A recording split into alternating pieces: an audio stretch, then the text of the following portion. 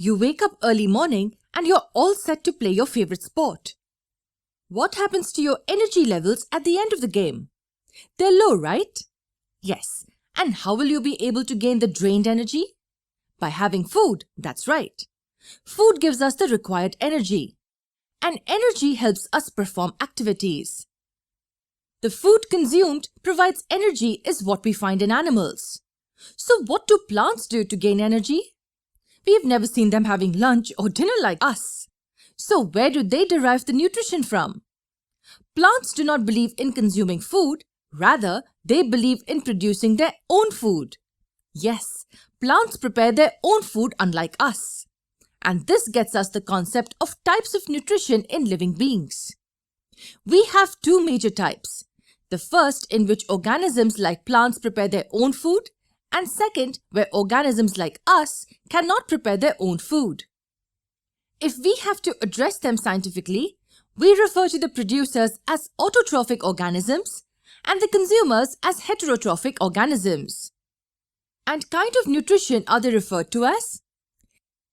These types of nutrition are referred to as autotrophic nutrition and heterotrophic nutrition respectively. Let's discuss these in detail. Beginning with the first type, that is the autotrophic nutrition. As the name suggests, autos means self and troph means nourishing. Thus, all the organisms who prepare their own food belong to this category. But how exactly are they able to make their own food? It's with the help of the miraculous process called photosynthesis. It's a process in which plants absorb carbon dioxide and water and convert light energy to chemical energy. The location where photosynthesis occurs is the chloroplast present in the green leaves. Here, carbon dioxide is converted to glucose. This process can also be written like this. That is, carbon dioxide is converted to a carbohydrate, because glucose is nothing but a carbohydrate. This happens in the presence of sunlight and water.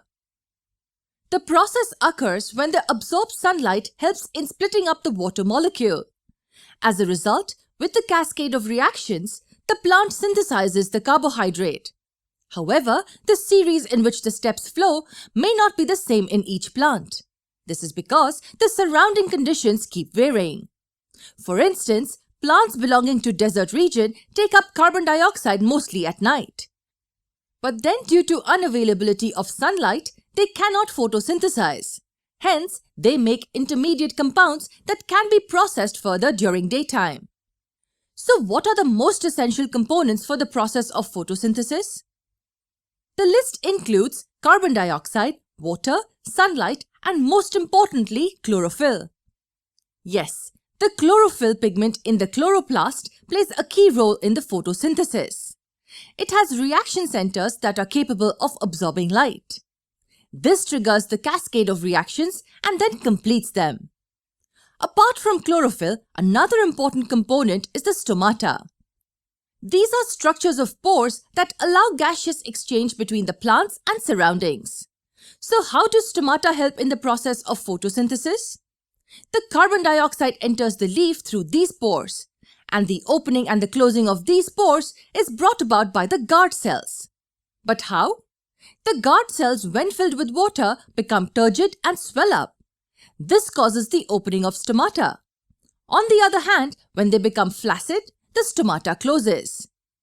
However, apart from flow of carbon dioxide, the stomata are also involved in letting water escape through the leaf surface. This is the process that we refer to as transpiration.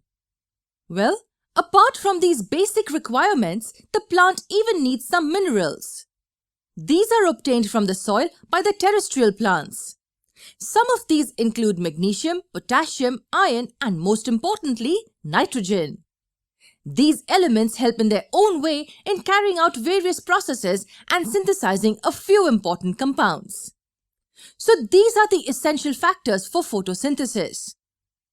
Photosynthesis is a type of autotrophic nutrition.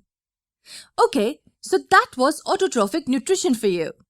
Now let's talk in detail about the heterotrophic nutrition in the next video.